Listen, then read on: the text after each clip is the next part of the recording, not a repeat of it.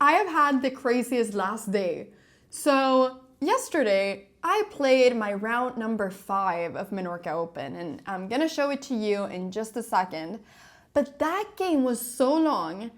It was like 69 moves, and it went all the way until right before a blitz tournament I was gonna participate in. So after I finished that game, I had some quick food, and then I went to the blitz tournament, completely unaware of who I was gonna be paired in the next round.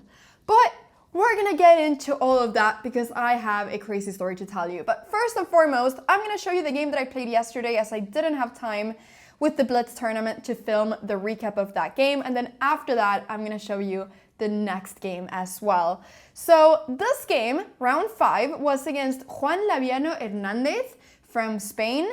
And he was a 2284 rated FIDE master, and he was having a great tournament, drawing several 2450s international masters.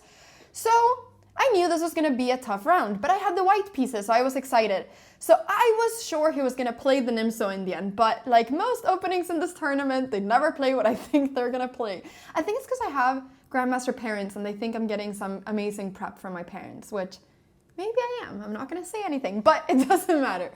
Anyways, he played d6, I went knight f3, he went g6, and I was like, is this gonna become a King's Indian? But I could tell with his move order that it was not gonna be a normal King's Indian. He was gonna do some fiddly thing going on here. It was gonna be some weird moves. So I'll show you this game relatively quickly, but now he kind of put me in a King's Indian that I don't know so well because I always go h3 to prevent bishop here. So it became more of like a modern defense. e5, I pushed my pawn, I went knight d2. This move is a little bit of, I mean, it looks very strange, like knight c3 looks so natural, but the reason I went knight d2 was because I had ideas of going b4 and knight b3. So that was the reason. I thought this was an interesting move in a classical game. And we're here to play some interesting chess, right? So he went c5, and I felt like I had to take it just to create a little bit more of weaknesses, and so that if he ever goes c5, I have this square for my knight. And now I went b4, which was the best move in the position. So this was really good. He went knight e7, I castled, he got his queen out, and here actually I could have gone for a4 and just try to get some queenside activity. If I go a4, I'm actually quite a bit better. But I took on d4, which is not such a great move maybe. But the reason I did it was because I thought that after it takes, I had a lot of tactical ideas. So my plan initially actually was to potentially, well, in this position, I thought he was gonna have to go c5 to defend this pawn. And I thought then that I have the move e5, and I thought that this is really good because my bishop is attacking the rook, and as soon as the rook goes somewhere, I can just take, and then I can take over here as well, and I'm winning a pawn. So I thought that this was awesome. I was like, wow, life is great. We're winning a pawn. But he found a really strong move, which is rook d8, and I now realize that I can't take this pawn really, or I thought I couldn't take it because he can then maybe go for something like queen b6. But maybe I could have sacrificed the exchange, I'm not sure. But this was the reason I didn't take it. So after rook d8, I decided to go queen d2. He went c5, and this was a crucial moment. I should here go b5, but I decided to take because, well, he played a few more moves. I decided to take and go queen g5. And yeah, I just thought that it was really cool that I was attacking the pawn from here, and I thought that this pawn was going to end up becoming really weak. But yeah, and my plan was also that if he goes for something like rook c8, I thought that I can maybe go f4 and then maybe bishop g4, and I had all these ideas in mind, so I was really excited. But here he went f5, which is the move that I was expecting him to do, and I took, he took, I went queen back, and so far my position is great. Like, I'm slightly better here, and we had pretty much the same time. He had 30 minutes here, I had 20 minutes left. So I was really excited. Bishop g4, this was a good move. And now this was a moment where I wanted to go knight d2. And so I should move my queen, and there's many places I can go with the queen. But I thought, oh, it would be amazing to like gain a tempo. So I went queen a5, which wasn't really such an amazing move because he has this move rook b6, completely just covering up the queen. And now I've kind of lost the tempo. So I went rook e1 now, and now my position started to crumble a little bit because my rook is not so well placed. You see, I can't go knight d2 now because I lose my rook, as after this, there's this tactic. So I couldn't really go for this. So now I thought, oh, okay, I'll move my rook and then I'll go f4. But I just missed that he has this idea of knight c6, knight here, and I just don't have time for f4 anymore. And it's a move that I really wanted to do for a long time. So I went queen g5 here, which I thought was really good. He thought it was really good too. He was like, oh my, I missed queen g5, but apparently it's not such a good move. But my idea is that I'm right now threatening the rook, and I'm activating my queen, and I'm gonna be moving my bishop. And here he actually played something I hadn't seen, which was rook f5. The idea being that if I take, there is a fork. And so I had to move my queen.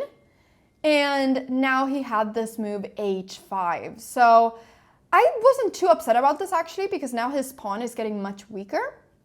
And I thought maybe I can get some counterplay. So I went bishop d1. Apparently bishop e2 was better, but I think it was difficult because of d3. Like, it looks scary to allow this. But yeah, bishop d1 is apparently a bit of a mistake. He went queen f7. I'm still very much in the game, by the way. I went knight d2 here, which is a good move. And my plan is now to activate my knight. And so I'm still very much in the game. Like, this position is around equal. And so this was really exciting. He went rook b2. I went queen d8 check, which was the best move.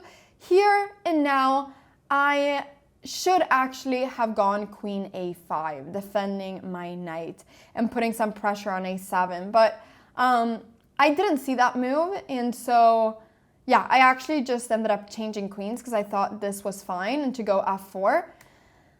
But yeah, it would have been better for me to go queen a5. But f4, rook e2, and now the problem is that I'm going to be losing the a2 pawn. That is the only problem that I have, but my opponent's pieces are a little bit weirdly placed. So I went here rook f2.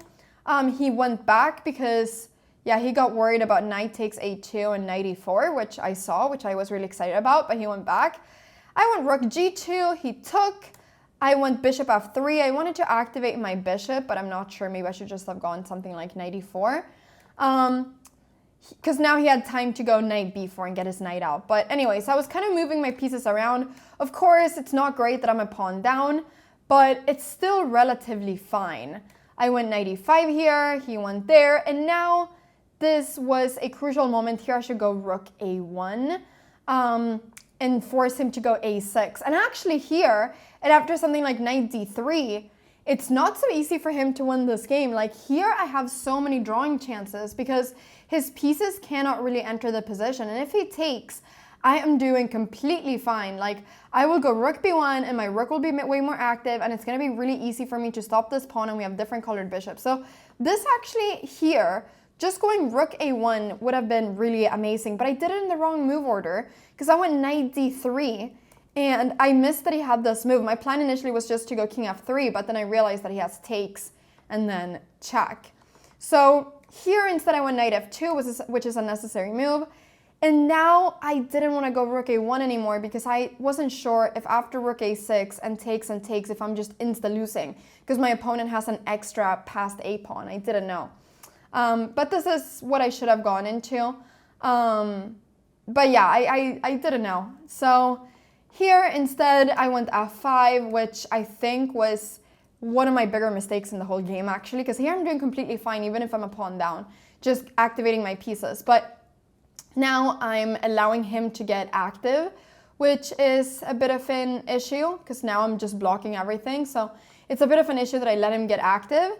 And now I will go relatively quickly. There was a really big moment actually.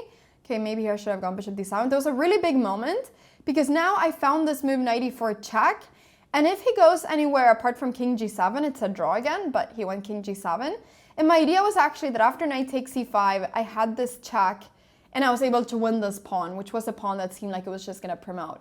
And so actually here for a little while, it felt like I had some chances.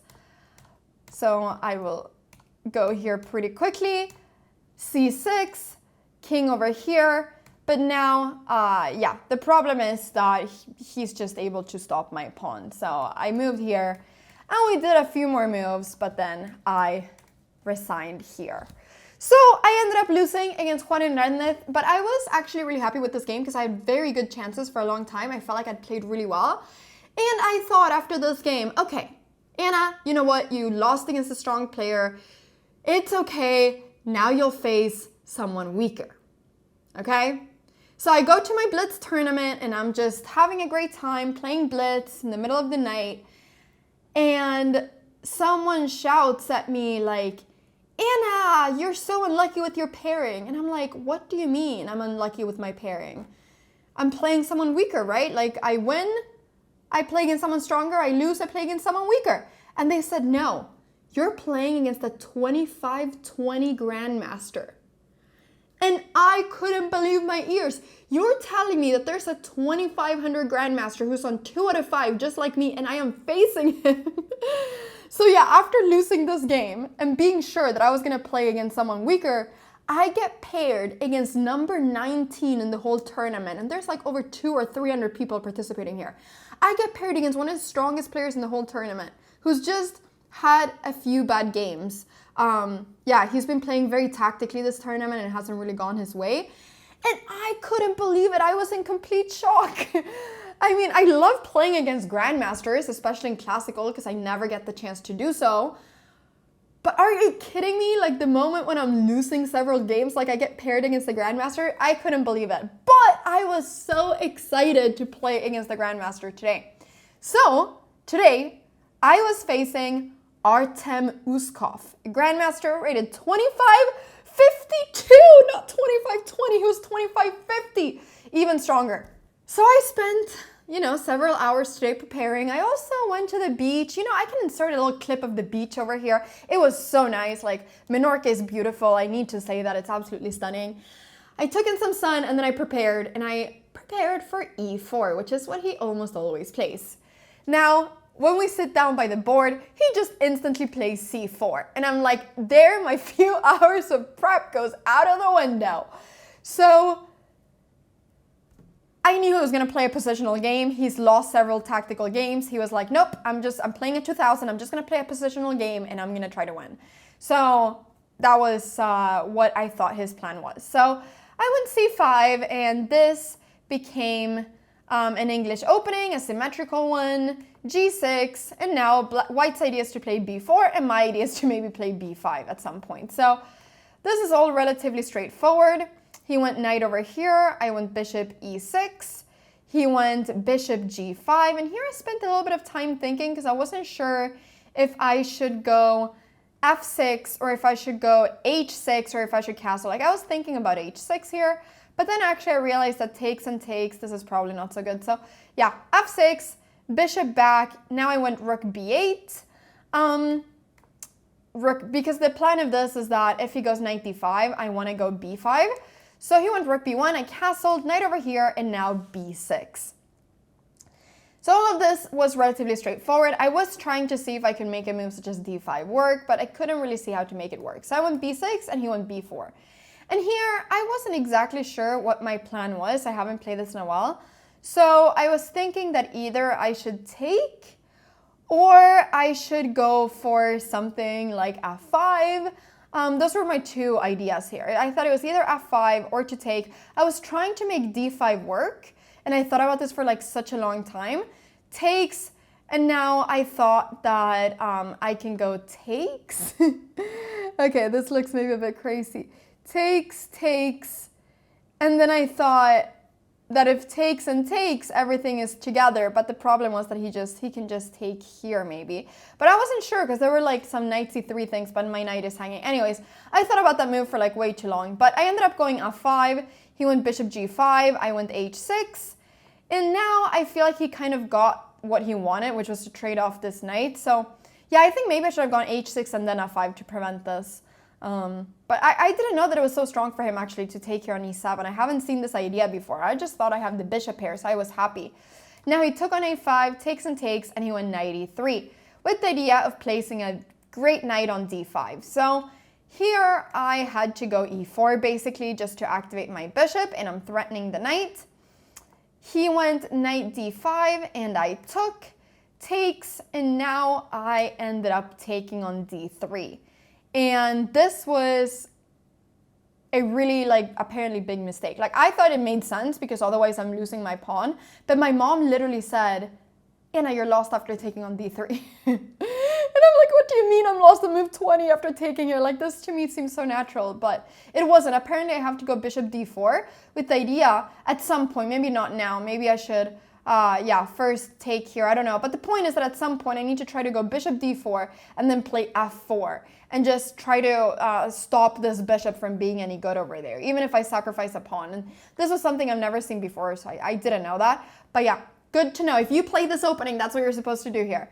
But yeah, I think this little maneuver he did with bishop g5, like, this kind of tricked me because I haven't seen it before. So now I know a lesson. I'm going to go h6. I'm never going to allow this again. Ever, ever, ever.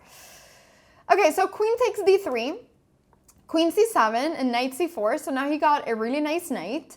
And I knew that my issue was going to be this pawn. I went king h7 here because I, to be fair, didn't really know exactly what my plan was. And this allowed for my knight to get some good squares.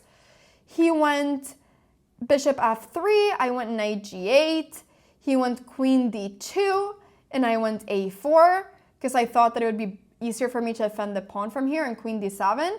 And now he traded, which was really good, went rook b1, and I took on b1, and this was also good.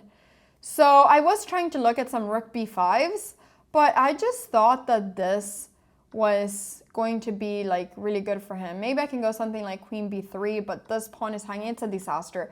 So yeah, I can't really do that, which is a move I wanted to do. So takes, knight f6, this was fine, and now queen b6. And now I felt like I needed to find some way of getting activity, but the problem is that this pawn on d6 is just so weak. So I was trying to come up with a way of getting activity, but this bishop move was so strong by him because he's not like letting any of his pawns be weak. Like if this bishop was on g2, I could go queen e7 and then maybe get my queen active whilst he's defending this, but he's literally just stopped all the threats. So I ended up going knight over here. I don't know if it would have been better to go bishop f8 instead to defend, but then I was a bit worried about queen c6, but maybe this is what I should do and just get my king closer. But I went knight e8 because I wanted to activate my bishop. And he went e3. I went g5. He moved this bishop, threatening the pawn. And here I was kind of thinking, I mean, I saw this idea of queen f7, which would lead to, yeah, just attacking his pawns. I was thinking, does f4 work? But it just felt a bit like a crazy move. But the point of this would just be to hope that he takes, so that after takes and takes, his king is much weaker and maybe I get some repetition checks at some point. But yeah, I wasn't sure. I also thought he could just stay the way he was and everything is protected. I'm not really threatening anything. Like he can just go queen a5 and win this pawn and I'm not really threatening much here anyways. But yeah, anyways, I went queen f7. I thought that there were some fun tactical ideas here. He went bishop c2. I took on d5. Takes. This was a little bit tactical. I thought I would have more chances in this different colored bishop endgame. But with the queens, it's just very strong for him. So I went queen f7, bishop over here. I went queen f8. And here, maybe I should have gone c4 to try to then, after takes, go something like bishop b2 and just try to win that pawn. I guess maybe that is what I should do. I went queen f6 instead, and now he got this really nice move in bishop c4. Blocking my pawn. I went for a check. I mean, here if he trades queens, it's a draw, but he's not going to trade queens. And then I try to do some crazy stuff, but the crazy stuff wasn't crazy. And then I resigned. So yeah, he just played a great positional game, 95 accuracy, 2500 Grandmaster, If you've ever played against someone that's 500 points higher rated than you, you know the feeling. You know the feeling of just sitting there and knowing that your opponent just knows better what's going on in the game and they're just kind of screwing the screw of the position a little bit like further and further, and you're just slowly getting a bit obliterated. That's how I felt this game. I mean, my mom said that I played well, but I ended this game feeling like, did I ever have a chance? Did I ever have a chance? I don't know. I didn't feel like it, but at least I learned a great lesson. I definitely learned how to play this opening way better, and that's what I love about playing classical tournaments, that you learn lessons every single game, and then you never forget them. And then when I play online, or when I play other tournaments, I just know this idea of bishop g5 now in this opening for the future. So that is something that I'm happy about. It's always really fun to play a strong player.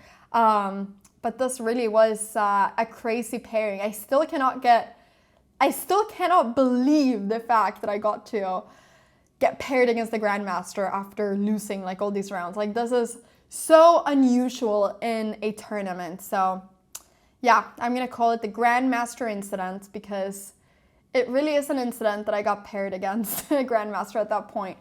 But anyways, tomorrow we go again. It's gonna be a double round. There's 3 rounds left in the tournament and I still have the chance of playing an awesome tournament. I'm performing just like my rating, like my performance is literally of 2076 and my rating is 2074. So it's not a disaster tournament. It's just not a fantastic one either, but I have a chance of making it a fantastic one in the last 3 rounds. So I'm happy with my chess for the most part. And I'm just hoping I get to play a good last 3 games. If you've, actually no, I don't know what I was gonna say, but just please wish me luck in the last 3 rounds. That's everything that I need. Okay, wish me luck in the comments. Thank you so much for watching. And tomorrow we go again. Bye-bye.